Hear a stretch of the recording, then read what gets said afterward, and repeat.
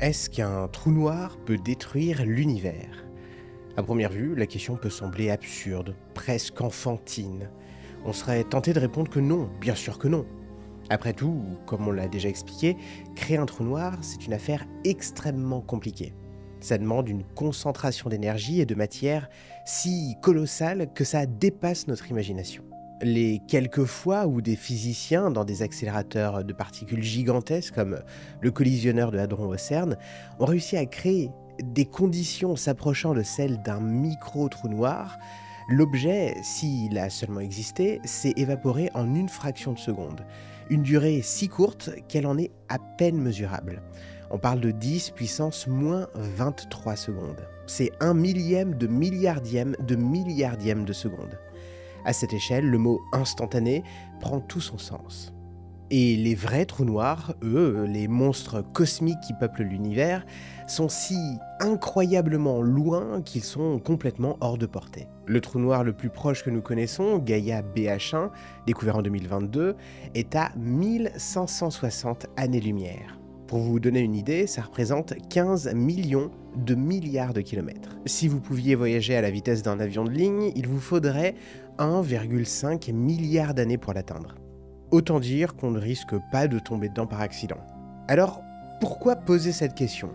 Pourquoi même envisager une idée aussi folle? Pourquoi s'inquiéter d'objets si lointains, si rares, si inaccessibles? Eh bien déjà parce que notre intuition face au cosmos est souvent mauvaise conseillère. Et aussi parce qu'il y a un détail. Un tout petit détail qui change tout. Un trou noir, par définition, est une sorte de puits sans fond. C'est une région de l'espace où rien ne peut s'échapper. Ni la matière, ni même la lumière. C'est un aller simple vers l'inconnu. Tout ce qui entre est perdu à jamais pour notre univers observable. Et c'est là que le vertige commence. Parce que si un trou noir ne fait qu'avaler encore et encore, sans jamais rien recracher, eh bien ça veut dire que petit à petit, il grossit mécaniquement. Lentement, mais sûrement. Et si on suppose qu'un trou noir peut exister pour toujours, alors à l'échelle de l'éternité, il devrait finir par absorber de plus en plus de matière, de plus en plus de lumière, et donc de plus en plus d'énergie. Et ça, indéfiniment, sans limite, sans fin. Imaginez une piscine immense qui représenterait notre univers. Maintenant, imaginez qu'au fond de cette piscine, il y a un petit trou, un minuscule petit trou de la taille d'une tête d'épingle. À notre échelle, ce trou est insignifiant. La piscine ne se videra pas en un jour, ni en un an, ni même en 1 million d'années. Mais si on attend assez longtemps à l'échelle de l'éternité, qu'est-ce qui va se passer ? Statistiquement, chaque goutte d'eau de la piscine finira un jour ou l'autre par passer à travers ce petit trou et à y être aspirée. Et comme ce trou est sans retour, comme aucune goutte ne peut en ressortir, la piscine finira nécessairement, inévitablement, par se vider. Goutte après goutte, siècle après siècle, éon après éon. C'est juste une question de temps. Un temps infiniment long, certes, mais du temps quand même. Alors, la question se pose, et elle n'est pas si absurde que ça. Les trous noirs sont-ils les trous d'épingle de notre univers? Est-ce qu'ils finiront à l'échelle de l'éternité par vider le cosmos de toute énergie et de toute sa substance, jusqu'à ce qu'il ne reste plus rien, jusqu'à ce que l'univers ne soit plus qu'un vaste océan vide, ponctué de quelques trous noirs solitaires, eux-mêmes destinés à disparaître un jour? Cette question, aussi vertigineuse soit-elle, n'est pas qu'une simple expérience de pensée. Ça nous force à nous confronter à la nature même de l'univers, à son destin, à la signification de l'infini et de l'éternité. Ça nous pousse à penser des échelles de temps qui dépassent notre entendement. Pour y répondre, il faut plonger au cœur de ces objets les plus mystérieux, les plus fascinants que la nature ait créés. Il va nous falloir comprendre ce qu'est vraiment un trou noir. Pas le monstre qu'on voit des fois dans les films de science-fiction, pas un aspirateur caricatural qui avale des vaisseaux spatiaux comme dans Star Wars ou Interstellar, mais un objet physique bien réel, dont les propriétés défient notre entendement et remettent en question tout ce qu'on pensait savoir sur l'espace, le temps et la matière. Aujourd'hui, on va faire ce voyage ensemble, on va découvrir ce qu'est un trou noir. Comment est-ce qu'il naît dans les convolutions d'une étoile mourante? Comment est-ce qu'il grandit en avalant tout ce qui passe à sa portée? Et surtout, comment ils meurent ou pas. Faut-il avoir peur des trous noirs? Est-ce qu'ils sont les destructeurs ultimes de l'univers ou est-ce qu'ils sont autre chose? Quelque chose de plus subtil et plus profond. Alors pour commencer, il faut d'abord se débarrasser d'une image. Un trou noir, c'est pas un trou au sens habituel du terme, ni un objet solide avec une surface sur laquelle on pourrait se poser comme une planète ou une étoile. La définition la plus simple et la plus juste, c'est celle d'une région de l'espace, où la gravité est si intense que rien, absolument rien ne peut s'en échapper, une fois qu'une certaine frontière est franchie. Cette frontière, c'est ce qu'on appelle l'horizon des événements. C'est le point de non-retour. Alors avant, vous pouvez encore faire demi-tour, rallumer les moteurs et vous échapper, mais après, vous êtes condamné à continuer votre chute vers le centre, quoi que vous fassiez. Même si vous disposez d'une fusée infiniment puissante, capable d'accélérer à des vitesses proches de celles de la lumière, vous ne pourriez pas vous échapper. L'espace lui-même vous entraîne vers le centre plus vite que vous pouvez vous en éloigner. Le plus important à comprendre, c'est que ça n'est pas un aspirateur. Un trou noir n'aspire pas plus qu'une étoile ou une planète. La gravité, c'est juste la gravité. Si, par une magie absurde, on remplaçait notre Soleil par un trou noir exactement de la même masse, exactement 1 million de fois la masse de la Terre continuerait de tourner sur son orbite exactement comme avant. On aurait froid, évidemment, puisqu'on ne recevrait plus de lumière ni de chaleur. On mourrait tous gelés en quelques jours, mais mécaniquement, gravitationnellement, on ne serait pas aspiré. L'orbite resterait la même. La gravité et la distance est la même. Ce qui change tout, c'est la densité. Un trou noir, c'est une quantité énorme de masse concentrée dans un volume minuscule. C'est une concentration extrême qui courbe l'espace-temps à un point tel qu'il se referme sur lui-même. C'est pas un objet dans l'espace, c'est une déformation de la géométrie de l'espace et du temps. C'est comme si on posait une boule de bowling sur un drap tendu. Le drap se déforme, se creuse. Maintenant, imaginez que la boule soit si lourde, si dense, qu'elle déchire le drap et crée une sorte de puits sans fond. On pourrait s'imaginer un trou noir comme ça. Et c'est là qu'on rencontre un premier paradoxe, une première idée qui heurte notre intuition. Déjà, il existe deux grandes familles de trous noirs. Les trous noirs stellaires, qui font quelques dizaines de fois la masse du Soleil, et les trous noirs supermassifs, des monstres de plusieurs millions à plusieurs milliards de masses solaires qui trônent au cœur des galaxies. On pourrait penser que plus un trou noir est petit et moins il est dangereux. En réalité, plus un trou noir est massif, plus sa densité moyenne à l'horizon est faible. C'est une idée complètement contre-intuitive. Un trou noir supermassif, comme celui au centre de notre galaxie Sagittarius à étoiles, qui fait environ 4 millions de fois la masse du Soleil, a une densité moyenne à son horizon inférieure à celle de l'eau. Si vous pouviez en prélever 1 mètre cube à l'horizon, il pèserait moins d'1 tonne. Un trou noir stellaire, lui, a une densité inimaginable, des millions de milliards de fois celle du plomb. On verra tout à l'heure que cette différence a des conséquences dramatiques sur le sort de celui qui osera s'en approcher. Mais retenez déjà juste cette idée, en matière de trou noir, plus c'est gros et moins c'est dense. Mais avant de s'approcher, demandons-nous déjà d'où viennent ces objets. Comment est-ce qu'apparaît un trou noir? Pour les trous noirs stellaires, l'histoire commence avec la mort d'une étoile très massive, environ 20 à 30 fois plus massive que notre Soleil.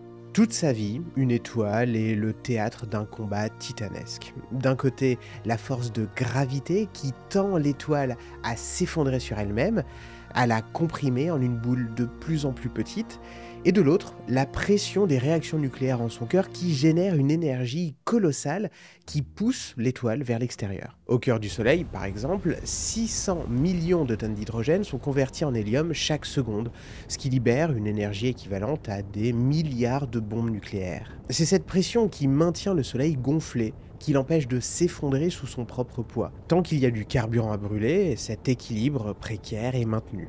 Mais quand l'étoile arrive en fin de vie, que son carburant s'épuise, la pression chute. La gravité prend alors le dessus, le cœur de l'étoile s'effondre sur lui-même en une fraction de seconde.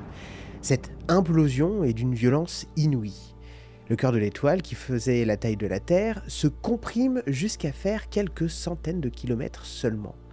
En moins d'une seconde, la densité devient si extrême que les électrons et les protons sont écrasés les uns contre les autres et fusionnent pour former des neutrons. L'étoile devient alors ce qu'on appelle une étoile à neutrons, un objet si dense qu'une cuillère à café pèserait autant qu'une montagne. Mais si la masse du cœur est environ supérieure à 3 fois celle du Soleil, eh bien même cette pression de dégénérescence des neutrons ne suffit pas.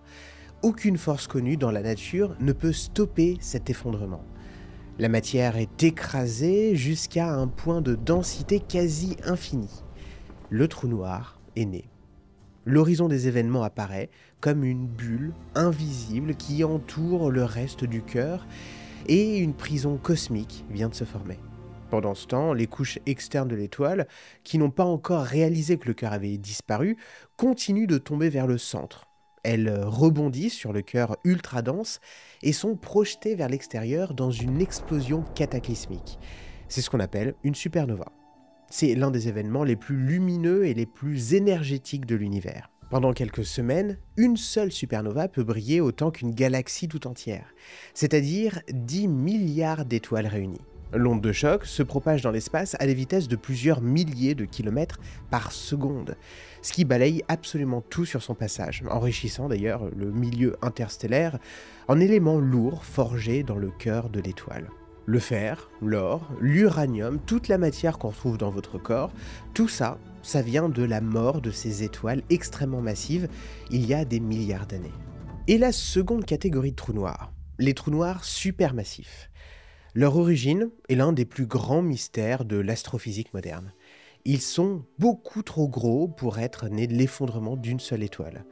Même si on prenait plusieurs étoiles massives qu'on connaisse, elles ne pourraient pas former un trou noir de plusieurs millions de fois la masse solaire. Les scientifiques explorent plusieurs pistes. Peut-être est-ce que c'est le résultat de la fusion de plusieurs centaines ou milliers de petits trous noirs qui sont apparus au tout début de l'univers, dans les premiers centaines de millions d'années, juste après le Big Bang. Ou peut-être qu'ils se sont formés directement à partir de l'effondrement de nuages de gaz gigantesques sans passer par la phase étoile.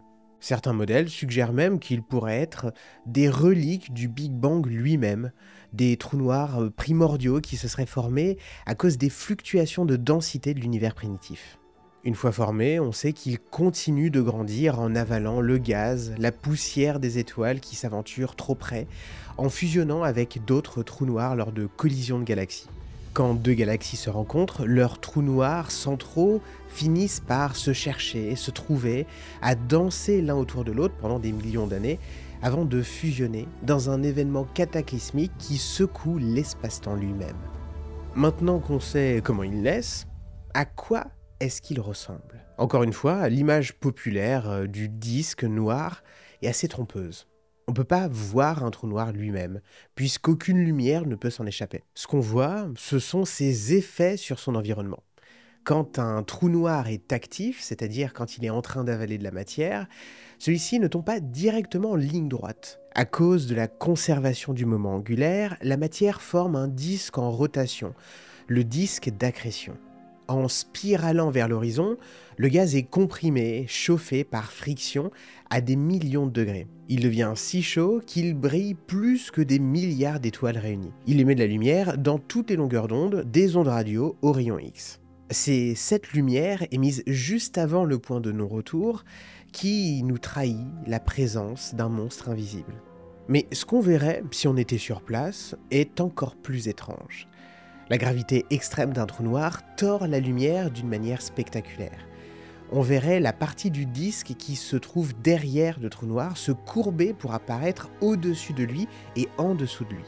On verrait donc le dessus et le dessous du disque en même temps, comme si on avait des yeux tout autour de la tête.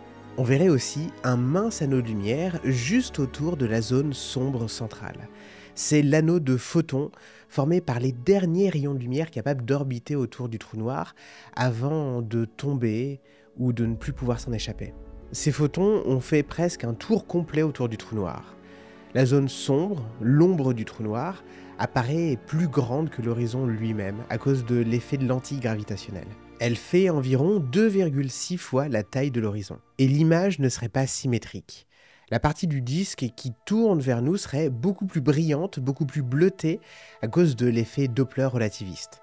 Les photons qui viennent vers nous sont comprimés, leur énergie augmente et ils deviennent plus bleus et donc plus intenses. La partie qui s'éloigne serait plus faible, plus rougie parce que les photons seraient étirés.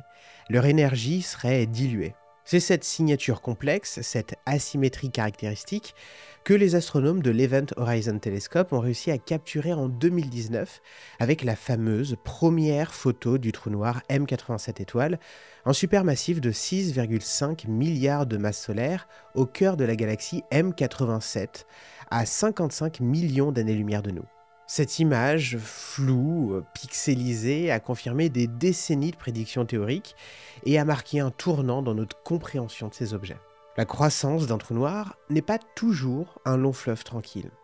Parfois, elle s'accompagne de phénomènes les plus spectaculaires de l'univers, des jets relativistes. Depuis le voisinage immédiat d'un trou noir, deux faisceaux de particules et de radiation extraordinairement fins et puissants sont éjectés à une vitesse proche de celle de la lumière, souvent à plus de 99% de la vitesse de la lumière. Ces jets peuvent s'étendre sur des centaines de milliers d'années-lumière, bien au-delà de la galaxie haute elle-même.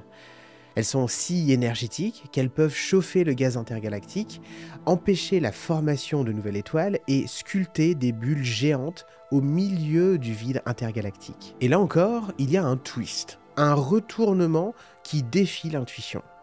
Ces jets ne sortent pas de l'intérieur du trou noir, parce que rien ne peut sortir de l'intérieur d'un trou noir. Ils naissent juste à l'extérieur de l'horizon, dans une région appelée l'ergosphère. On pense que les champs magnétiques intenses du disque d'accrétion, en interaction avec la rotation du trou noir lui-même, agissent comme une sorte de dynamo cosmique, un accélérateur de particules naturelles. Il extrairait une partie de l'énergie de la rotation du trou noir et la convertirait dans deux faisceaux de matière et d'énergie. C'est le processus de Penrose, du nom du physicien Roger Penrose, qui l'a théorisé dans les années 1960. Loin d'être de simples destructeurs, les trous noirs sont aussi de puissants sculpteurs cosmiques, capables de réguler la formation des étoiles dans leur galaxie et d'enrichir le milieu stellaire. Maintenant que le décor est planté, osons l'expérience de pensée ultime. Que se passerait-il si on tombait vraiment dans un trou noir ? La première chose à laquelle on serait confronté, ce serait pas l'obscurité, ni la chaleur du disque d'accrétion, mais une force étrange et redoutable. Les forces de marée. Imaginez que vous tombiez les pieds en premier vers le trou noir. Vos pieds étant légèrement plus proches du trou noir, subissent une attraction gravitationnelle un petit peu plus forte que votre tête. Cette différence, insignifiante à notre échelle terrestre, devient colossale près d'un trou noir. Votre corps serait étiré en longueur comme un spaghetti qu'on tire. En même temps, les forces sur vos côtés vous comprimeraient, vous écraseraient en largeur. Les physiciens ont fini par trouver un nom parfaitement adapté pour ce phénomène, la spaghettification. C'est un terme technique qui est vraiment utilisé dans la littérature scientifique. Et c'est ici que notre paradoxe sur la densité refait surface. Autour d'un trou noir stellaire, petit et ultra dense, les forces de marée sont si extrêmes que vous seriez déchiqueté dans un flot d'atomes bien avant d'atteindre l'horizon des événements. À quelques centaines de kilomètres de l'horizon, votre corps commencerait à s'étirer. À quelques dizaines de kilomètres, vos os se briseraient. À quelques kilomètres, vos cellules seraient arrachées les unes aux autres. Et juste avant l'horizon, vous ne seriez plus qu'un mince filament de plasma, un jet d'atomes s'enroulant en spirale vers le centre. Fin de l'expérience. Vous ne verriez jamais l'horizon de l'intérieur. Mais autour d'un trou noir supermassif, des millions de fois plus grand, la situation serait radicalement différente. Parce que son horizon est beaucoup plus étendu. La différence de gravité entre votre tête et votre pied est beaucoup plus faible, presque négligeable. La surprise, c'est que vous pourriez franchir l'horizon d'un trou noir supermassif sans rien sentir de particulier à cet instant précis. Vous flotteriez simplement à travers cette frontière invisible, sans drame, sans douleur, sans même vous en rendre compte. Le moment où vous seriez spaghettifié arrivera, mais bien plus tard. beaucoup plus près de la singularité centrale, quand les forces de marée deviendraient enfin insupportables. Et ça, c'est un des paradoxes qui me fascine le plus avec les trous noirs. Plus le trou noir est gros, et moins il est dangereux. Ou du moins, à l'horizon. L'autre effet, encore plus vertigineux, concerne le temps lui-même. La relativité générale d'Einstein nous dit que la gravité ralentit le temps. Plus le champ gravitationnel est intense, plus le temps s'écoule lentement pour un observateur qui s'y trouve, par rapport à un observateur lointain. Près d'un trou noir, cet effet devient extrême. C'est là qu'intervient le paradoxe de l'observateur, un des aspects les plus troublants de la physique des trous noirs. Pour un ami qui vous regarderait tomber depuis son vaisseau spatial, resté à distance de sécurité, votre chute semblerait ralentir à l'approche de l'horizon. Votre image deviendrait de plus en plus rouge à cause du décalage gravitationnel vers le rouge. Les photons qui s'échappent de vous perdent de l'énergie en remontant le puits gravitationnel. Ils s'étirent, leur longueur d'onde augmente, ils deviennent de plus en plus rouges. Votre image deviendrait aussi de plus en plus faible, de plus en plus sombre, jusqu'à se figer complètement sur l'horizon, comme une image gelée pour l'éternité. Pour lui, vous n'atteindriez jamais l'horizon. Vous resteriez figé là, pour toujours, comme une ombre projetée à la surface invisible d'un trou noir. Mais pour vous, dans votre propre référentiel, tout semblerait normal. Votre montre continuerait à battre la même seconde, votre cœur continuerait à battre le même rythme. Vous traverseriez l'horizon sans même vous en rendre compte, en un temps fini. Quelques secondes, quelques minutes tout au plus, sauf qu'une fois de l'autre côté, vous seriez coupé à jamais du reste de l'univers. Aucun message, aucun signal lumineux ne pourra plus jamais remonter le puits gravitationnel pour atteindre votre ami. Vous seriez seul, dans une région où l'espace et le temps ont échangé leur rôle. À l'intérieur de l'horizon, avancer dans le temps signifie inévitablement avancer vers une singularité centrale. De la même manière qu'à l'extérieur, avancer dans le temps signifie avancer vers le futur. La singularité n'est pas un lieu dans l'espace, c'est un moment dans le futur. C'est un futur inéluctable. Vous ne pourriez plus éviter la singularité, pas plus que vous ne pouvez éviter demain. Le cœur d'un trou noir est l'endroit où nos connaissances s'arrêtent et où la prochaine grande découverte se cache probablement. Donc, on a vu qu'un trou noir est une prison parfaite, rien n'en sort. Mais est-ce que c'est vraiment le cas ? En 1974, Stephen Hawking a fait une découverte qui a bouleversé notre compréhension de ces objets. En combinant la relativité générale et la mécanique quantique, deux théories qui ne sont normalement pas censées fonctionner ensemble, il a montré que les trous noirs ne sont pas complètement noirs. Ils doivent émettre un rayonnement très faible, aujourd'hui appelé rayonnement de Hawking.